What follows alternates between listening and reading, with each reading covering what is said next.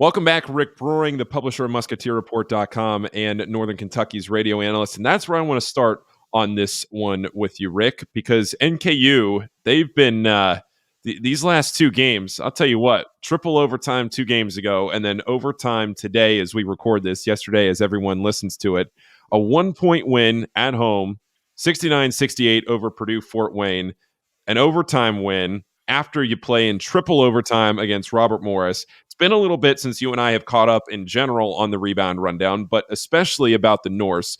So take me through an update on the Norse, what these last couple of games have been like, and where you see the Norse right now as we flip the page to 2025. Yeah, I mean, when you get into Horizon League play, it feels like everything ramps up a bit, but it also feels like things are always messy in Horizon League play. And so I think a lot of fans feel like, well, NKU's dominated Robert Morris over the last however many years. It's been like a 7-1 advantage in that series for NKU since they've been going at it in the Horizon League. But, you go on the road, you play a team who's ranked in the top 250 in KenPom, and in the Horizon League, most of the teams are somewhere between like 200 and 300, right? So 250 isn't like a crazy number. And road games are difficult. You get into a triple overtime game, you lose one that you felt like you probably should have won, and then you have a quick turnaround. You've got a guy like Sam Vincent who played over 50 minutes in that triple overtime game. Keena Tijere, your big man who played just shy of 50 minutes and was suffering from multiple ailments in that game, lower leg stuff that he was dealing with, a knee and some type of ankle or foot or whatever. And both of those guys have to bounce back on the short turnaround today and perform against a team that was picked to finish first in the conference along with Milwaukee. This Purdue Fort Wayne team, led by their multiple guards and all the shooters that they have on the floor, is a high-powered offense. And NKU kind of dragged them down into the mud a little bit and made it a little bit lower scoring, made it ugly. They were down by 15 points about 4 minutes into the second half of this game. And they just stormed back with great defense, with physicality, and they kind of changed up their offense. Purdue Fort Wayne was a team that really likes to pressure on the perimeter, take away your passing lanes, get out and get deflections, make you indecisive. And in the second half, NKU, Darren Horn, and his coaching staff made the decision to just put the ball in the hands of their best players, Trey Robinson, Sam Vincent, let them go one-on-one, win one-on-one matchups against inferior defenders. And, Trey Robinson, Sam Vincent delivered. Robinson finished with 26 points, a team high for the Norse, and they end up winning the game in overtime. It was actually an assist from Vincent to the big man, Keena Tijere, just with about 10 seconds left on the clock in overtime that counted for the winning points. And it was Keena Tijere's only made field goal of the game. So I guess to wrap all that up, Paul, you have one game where you feel like maybe you should have won that you let slip away on the road at Robert Morris. Then you come back and you have a game where you really don't play all that well for the first 25, 35 minutes, however long of that game, but then you storm back and get an improbable come from behind win in overtime, and you feel like maybe you stole one later in the week. So kind of an interesting week for NKU, certainly. And I think you take your 1-1 that you got, and you hope you can move to 2-1 in the week. Feels like every time I turn around with NKU, it's Trey Robinson did this or Trey Robinson did that. How special has he been this year? Yeah, I mean, obviously, a lot of people who are following this program from afar are probably thinking, okay, they lost Marquez Warwick, the school's all-time leading scorer. Where does that leave them going into this year? And Sam Vincent, coming off the knee surgery, is obviously a huge part of what they do, running the point guard spot. He does everything. He scores. They rely on him for big moments. He shoots the three. He sets up plays for and assists everybody. He rebounds. He's the best defender on the floor. So Sam Vincent does a ton for this team and could very well be looked at as this team's MVP. But the numbers that Trey Robinson is putting up right now, especially from a scoring perspective, I think he's making a very strong case right now to be the leading candidate for Horizon League Player of the Year. Obviously, we're very early on in the conference season, but when I look around the league, I think he's right in that conversation for best player in the conference. So Northern Kentucky, this is my last question here on the Norse before we move on to Xavier. You start the season 2-6. Now, you look at the teams that Northern Kentucky played in there, and you have Florida State, you have Purdue, you have Cincinnati, you have a really good Charleston team at Charleston. You go to Akron. So there are reasons why the 2-6 start was what it was. But since then, just the one loss, playing teams more at NKU's level, and things have started to turn around. The offense, you put, now I know it was in triple overtime, but 93 points the other day against Robert Morris, 73 against Detroit, 71 against Norfolk State. I just, Rick, what do you think has changed here outside of just playing equal competition? What do you think has been the biggest change for NKU here over the last month or so? Death, taxes, NKU and Darren Horn in Horizon League play. I mean, that's how this works, Paul. It's like when you get closer to Horizon League play, NKU will start playing better basketball. I think a lot of that has to do with the defense they play, that matchup zone or five guys guarding the ball, however you want to describe it. It takes a lot of chemistry, a lot of communication, a lot of trust in your teammates and understanding how each other are going to rotate and how you're going to communicate within that defense. And you have to kind of stick with it as a coach through the early bumps. And I think that's why it's difficult for teams to stick with that defense, because there's a lot of issues and a lot of bumps along the way where you look like you don't know what you're doing early in the season. But Darren Horn doesn't get scared off by that. They stick with it, and it always gets better as the season goes on. So, number one, that's it. I mean, you saw it in the Purdue-Fort Wayne game today. They came storming back in the second half because the defense was just completely able to shut the Mastodons' water off there for long stretches in the second half. So I think it's that first and foremost, but also just the play of the front court right now. I mean, Sam Vincent's been great. They're getting some good guard play at times, but I really think the combination of Kiana Tijere being a bigger impact player on both ends of the court, but especially defensively as a rim protector and rebounder, has made a major impact. But LJ Wells and Trey Robinson both being more physical and more dominating presences in the front court has been a big advantage for NKU of late. All right, let's talk about Xavier. And I want to start with this. Ryan Cassidy tweeted this out the other day. Since losing the crosstown shootout, Xavier went to overtime at UConn. They were a tripping call away from overtime against Marquette, and they beat Seton Hall convincingly, 94 to 72, I believe was the final score.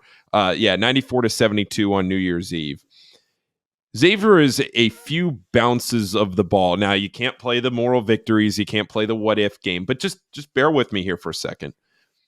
Xavier is a very realistic few bounces of the ball away from being 11-3, or what would that be? 9-5. I'm doing math here. 11-3 on this season with a couple of really good wins, whether it was maybe closing out the Cincinnati game or closing out the UConn game or Marquette. 1 to 2 wins in that stretch, looking back at how those games played out, was very realistic. And all 3 games, the ball bounced the wrong way for Xavier. They turned the ball over. Things didn't work out. They couldn't pick up a win. But I say all of that because Xavier hasn't had Zach Fremantle against UConn and Marquette. They didn't have Zach Fremantle against Seton Hall, in which they scored 94 points. Granted, 30 of those 94 came at the free throw line. But Rick, I wonder here, if even though the record isn't great for Xavier and they don't have that signature win on their resume and all of that, but I wonder here if Xavier's maybe starting to turn the corner a little bit as we get into 2025. Well, I don't know that I'd be willing to say they're starting to turn the corner when the only thing they have to show for it is a win over a Seton Hall team that might not win any games in the Big East this year. I mean, they are really, really bad offensively. One of the worst offenses I've ever seen from a high major team. So I'd start with that. I go back and forth with this, Paul, and I think I settle on we just don't know where this Xavier team is at right now. But I go back and forth on the idea that they were so close to getting 2 really impressive wins when you talk about those UConn and Marquette games without Zach Fremantle. And that could be looked at as a good sign and an impressive feat by this team to do that when Zach Fremantle went down, for them to bounce back from that crosstown shootout game.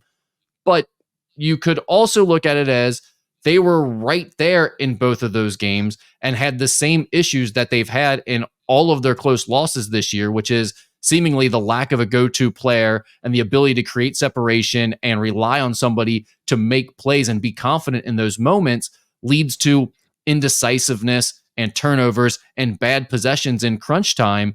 And so when you look at those games, you say they had chances that they didn't take advantage of, and they're playing without Zach Fremantle right now. How many more good chances are they going to have? Now, maybe the answer is they're a pretty good team even without Zach Freemantle, and they're going to continue to put together really good performances like they did at UConn, where they shot lights out from 3-point range and made all types of really impressive shots.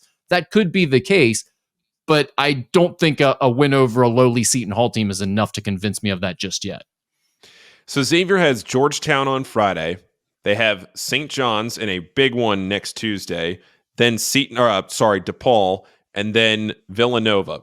This is a very winnable 5-game stretch for Xavier before a monumental task at the end of January, where you have the four of the best teams in the conference in Creighton, UConn, Marquette, St. John's, back to back to back to back. I mean, that is a brutal gauntlet of a schedule for Xavier there. But these next 4 games, at Georgetown, home against St. John's, at DePaul, home against Villanova, very favorable.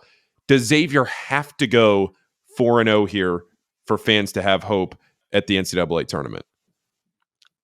I don't know. And I think I talked about this on the Musketeer Report podcast last week. That wouldn't be my concern as a Xavier fan. My concern would be answering the question that we just talked about, Paul. What is going on with this team? Are they a team that is making real strides and is dangerous, and there's real hope here? Because, I mean, the offensive performance that we saw at UConn, the offensive performance we saw against Seton Hall, that's a dangerous team. That's a scary team. If you can start building off of that and put that together late in the season, this is a team that could make a run at Madison Square Garden. And maybe they're a team that can reel off 4 or 5 wins in a row and get themselves in position for an at-large bid late in the season. But that is what they're going to need to do. I mean, coming off the Seton Hall win, you think they have, I think, 17 games left now in conference play. You're probably needing to go 11-6-ish to be in the conversation, I think, for an at-large bid. And that just is in the conversation. It still puts you in on the bubble at that point, I would think. But you're going to have to reel off several wins in a row at some point, or win 2/3 of your games essentially to get there.